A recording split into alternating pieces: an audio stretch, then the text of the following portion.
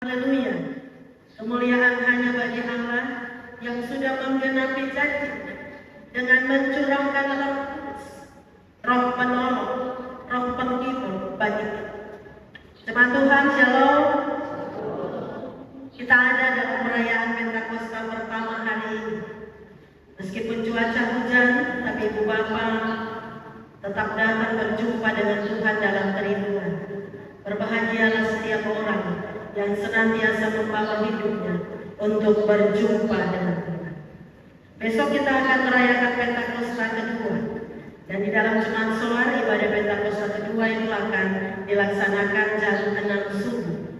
Sesudah itu pada pukul 8 kita kumpul lagi di gereja, lalu kita akan mengadakan ibadah syukur bersama dikoordinir oleh Majelis Jemaat dan PHBG bertempat di Tanjung Nasolari.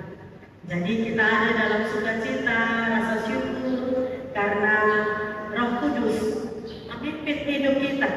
Roh Kudus menuntun kita untuk hidup sesuai dengan kebenaran firman. Jemaat Tuhan, dari 1 Korintus 12 ayat 1 sampai 11 dan Kisah Para Rasul 2 ayat 32 sampai 40 yang tadi kita baca. Kita harus mengakui bahwa Tuhan menciptakan kita ini beragam, masing-masing kita berbeda. Tapi keragaman itu adalah supaya kita bisa saling melengkapi. Jadi keragaman adalah sebuah anugerah. Lihat kalau ada paduan suara, ada kelompok yang punya suara sopran, atau kalau ada orkestra, ada perbedaan jenis alat musik yang dipakai, tetapi semuanya terpadu dengan baik dan menjadi sebuah harmoni yang sangat indah. Nah, Ibu Bapak Saudara, kepada jemaat di Korintus, Paulus tegaskan ada rupa-rupa karunia, tetapi satu roh.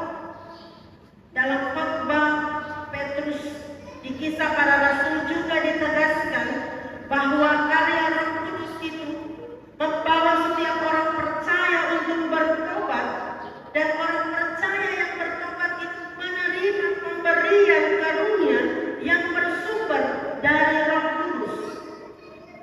Jadi jelaslah untuk kita. Ada rupa-rupa karunia tetapi satu roh yang memberikannya.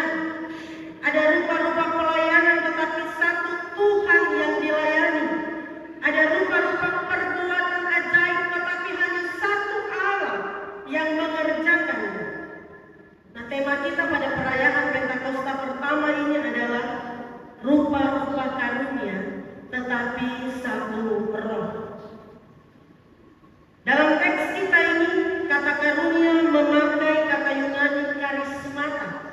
Apa artinya itu? Itu artinya pemberian khusus oleh Roh Kudus bagi orang percaya untuk membangun jemaat dan untuk melayani sesama. Jadi karismata itu sebuah pemberian dari Tuhan sebagai anugerah. Nah, Paulus mengingatkan jemaat di Korintus bahwa karunia yang dimiliki itu bukan semata-mata sebagai kepemilikan. Kita klaim bahwa itu punya kita dan kita mau menyombongkan diri karena itu. Tidak. Karunia tidak berasal dari usaha manusia atau dari kehebatan manusia. Karunia itu alat saja Bapak, bukan status. Di dalam karunia terkandung tanggung jawab. Jadi karunia itu bukan soal level tingkat kerohanian.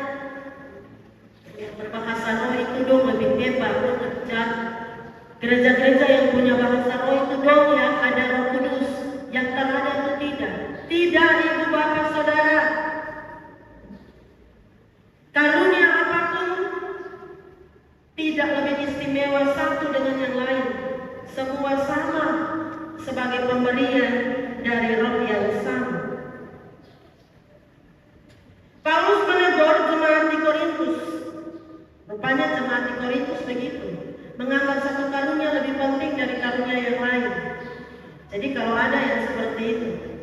Ada orang-orang Kristen yang menganggap punya karunia ini dia lebih hebat, dia saja. Atau gereja ini yang lebih hebat karena memiliki karunia tertentu. Itu berarti belum ada Roh Kudus sebenarnya di situ. Paulus menegaskan bahwa tidak ada karunia yang lebih hebat dari yang lain, sebab semuanya berasal dari Roh yang sama dan mesti dipakai untuk membangun tubuh Kristus. Jadi untuk jemaat di Korintus yang beroleh karunia disebutkan di sini, berkata-kata dengan hikmat, berkata-kata dengan pengetahuan, karunia iman, karunia penyembuhan, karunia kuasa mujizat, karunia bernubuat, karunia membedakan macam-macam roh, karunia berkata-kata dalam bahasa roh, karunia menafsirkan bahasa roh. Semua karunia itu harus dipakai untuk melayani, untuk mempersatukan, untuk membangun. Jadi bukan sebagai simbol kesombongan untuk menyombongkan diri, untuk merendahkan orang lain, atau bahkan menjadi sumber konflik seperti yang terjadi di Korintus. Ingat, karunia Roh Kudus bukan untuk disombongkan, melainkan untuk membangun jemaat, bukan untuk dipamerkan, melainkan untuk melayani, bukan untuk kebanggaan pribadi, melainkan untuk kemuliaan Tuhan saja.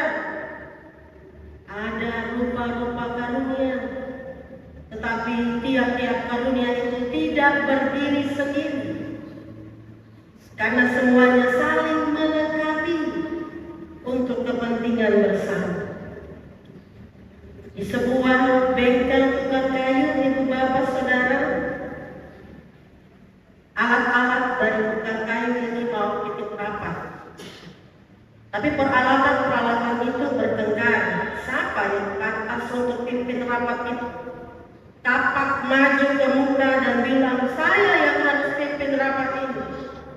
Tapi Paulus bilang, kapak, kau pekerjakan hanya belah-belah saja. Saya yang pantas pimpin rapat ini. Kapak bilang, Paulus dia. Itu setiap topik ribut saja. Paulus bilang, yang bikin ribut itu masih bor yang terlalu bikin ribut. Kemudian bor bilang, saya masih baik daripada gergaji, potong-potong saja. Lalu gergaji menyalahkan lagi serut dan penggaris yang katanya tugasnya terlalu mudah. Dan serut dan penggaris bilang, oh kamu yang obeng itu, hanya tinggal tak putar saja kalau ada yang putar. Ibu bapak saudara, sementara peralatan-peralatan itu bertengkar, datanglah si tukang kayu dari Nazaret. Ia masuk ke bengkel itu. Ia mengambil pensil dan penggaris, mengukur dan menandai kayu yang dipakai. Gergaji, pahat, bor, obeng, palu, paku, amplas, semuanya digunakan oleh sang tukang kayu itu untuk membuat sebuah perabot yang indah.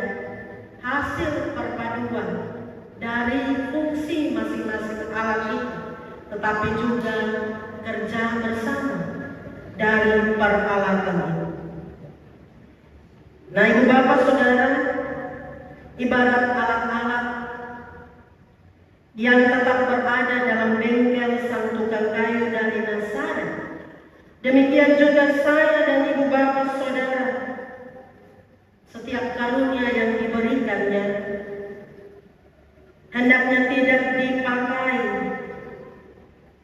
untuk membentuk kelompok sendiri atau untuk menyalahkan orang lain, untuk menjadi oposisi, untuk merasa diri lebih baik, lebih hebat. Tapi di tangan Yesus yang sudah naik ke surga, sudah menggenapi janji memberikan Roh Kudus, mari kita buka diri untuk Roh Kudus bekerja mempersatukan kita. Dan setiap kita mau dipakai untuk kepentingan bagi kemuliaan Tuhan. Tanggung jawab kita di kantor, tempat di mana kita bekerja, tanggung jawab kita dalam pelayanan gereja, jabatan-jabatan pelayanan yang Tuhan percayakan bagi kita, karunia-karunia kita, semua mesti dipakai bersama untuk kepentingan pelayanan. Multimedia, pemain musik, kantoria, poster, majelis jemaat, pelayan firman, semua bersinergi sehingga ibadah ini dapat berjalan dengan baik. Jadi begitulah Tuhan menghendaki setiap kita memakai karunia untuk membangun dalam pelayanan demi kemuliaan. Bahkan karunia-karunia yang khusus sekalipun sebagai pemberian yang khusus dari Roh tetap harus dipakai untuk kemuliaan Tuhan, untuk kepentingan membangun jemaat. Bersyukurlah karena Roh Kudus sudah dicurahkan untuk kita, dan mari terus bergerak bersama sebagai jemaat dalam kesatuan, dalam kesehatian, saling memperlengkapi, dan terus nama Tuhan memuliakan. Tuhan memberkati kita dengan firman-Nya saat ini. Amin.